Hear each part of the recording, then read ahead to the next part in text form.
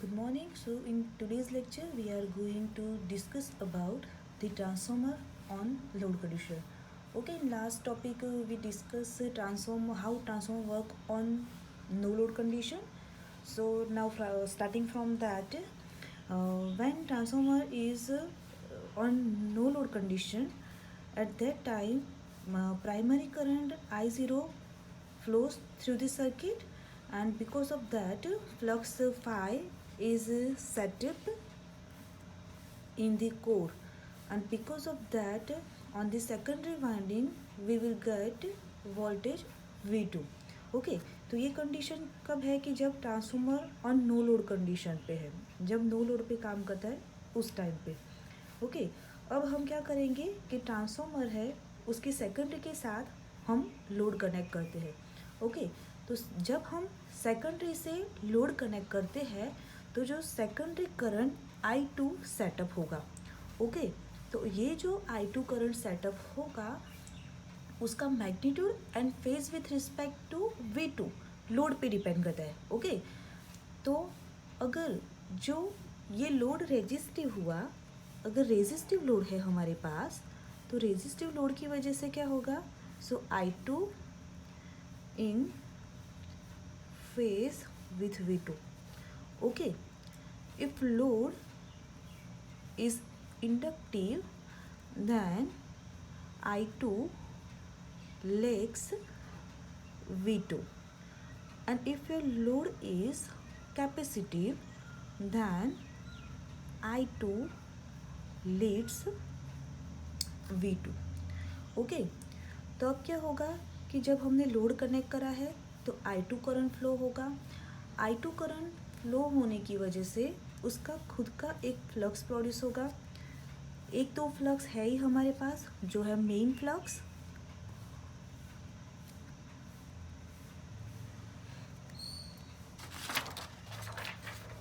उसकी डायरेक्शन हम ले लेंगे इस डायरेक्शन में, और दूसरा जो फ्लक्स होगा वो प्रोड्यूस होगा यहाँ पे, यानी कि it will be in opposite direction to the flux phi. Okay तो हम इसको नाम देंगे फाई 2. ओके तो क्या होगा, secondary current sets up its own flux phi 2 जो मेन फ्लक्स फाई से टोटली अपोजिट डायरेक्शन में होगा. अब ये जो सेकेंडरी फ्लक्स फाई 2 है वो अपोजिशन में है, वो मेन फ्लक्स को क्या करेगा, वो वीक करता है. वो बहुत कम टाइम के लिए, यानी हम बोल सकते हैं कि मोमेंटरीली ये जो प्रोसेस होती है वो मोमेंटरीली होती है, बहुत थोड़े टाइम के लिए, शॉर्ट पीरियड ऑफ टाइम. ये जो है वो फाई 2 फ्लक्स वो मेन फ्लक्स को अपोज करेगा उसका, एंड बिकॉज ऑफ दैट क्या होगा, जो E1 है वो रिड्यूस होगा. अब E1 की वैल्यू कम होगी तो उसकी वजह से V1 की वैल्यू बढ़ेगी, यानी कि V1 get the upper hand over E1, and so primary current जो है उसकी वैल्यू इंक्रीज होगी. यानी I0 हमारे पास है और जो one additional current will flow from the primary, यानी कि the value of primary current will increase. Now let us see one diagram. जब करंट बढ़ता है तो क्या होगा, and we will give the name to that current is I2 dash.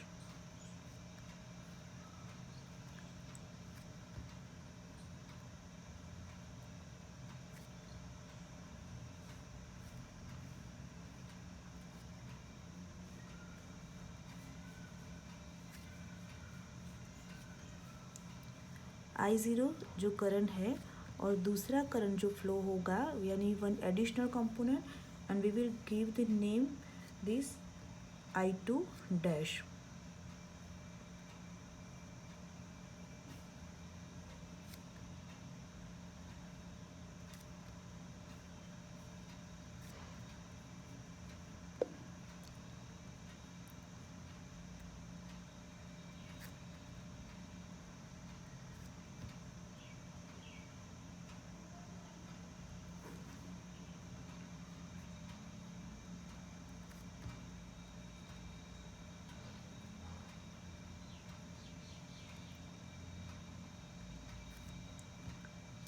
Okay, तो यहाँ पे अब देखिए फ्लक्स में क्या होगा, तो एक फ्लक्स तो है ही उसका, जो मेन फ्लक्स था हमारे पास। टोटल हमें 3 फ्लक्स मिलेंगे, एक मेन फ्लक्स, दूसरा होगा I2 की वजह से phi2 फ्लक्स, एंड तीसरा होगा I2 डैश की वजह से तीसरा फ्लक्स।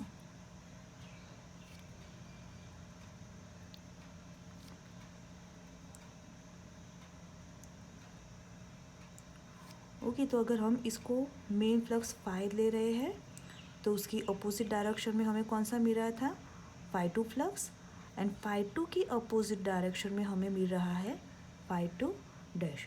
ओके, तो अब हमने देखा कि the value of primary current is increasing. Okay, तो ये जो एडिशनल करंट है उसको हम क्या लेंगे, I2 dash. Okay, and it is known as the load component of primary current. ये जो I2 डैश है वो I2 से टोटली फेज अपोजिशन में होगा, and phi2 dash flux produce करेगा जो phi2 से अपोजिट डायरेक्शन में होगा, बट मैग्नीट्यूड दोनों का सेम होगा। ओके, यानी कि phi2 and phi2 dash, phi2 dash है वो I2 डैश करंट की वजह से प्रोड्यूस हो रहा है, एंड phi2 है वो I2 की वजह से प्रोड्यूस हो रहा है। दोनों का मैग्नीट्यूड सेम है। Okay, but the direction of this two flux is opposite to each other. Okay, and so they cancel out each other, यानी कि ये दोनों जो फ्लक्स है वो क्या कर देंगे, एक दूसरे को कैंसिल कर देंगे, and we find that the magnetic effects of secondary currents, यानी कि I2 की वजह से जो मैग्नेटिक इफेक्ट क्रिएट हो रही थी सर्किट के अंदर, it is neutralized by the additional primary current I2 dash. Okay, so अब हम डायग्राम में दिखाते हैं कि phi2 डैश और phi2, if both of them are cancelled out each other, so what will be the condition.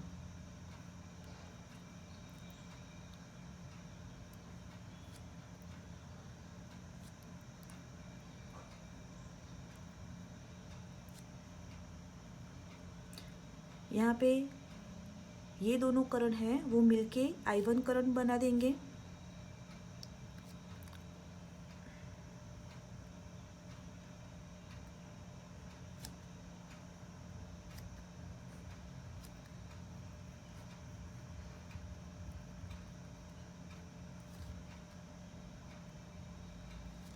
Okay, phi2 and phi2 dash will cancel out each other, so हमारी circuit में एक ही flux रहेगा अब,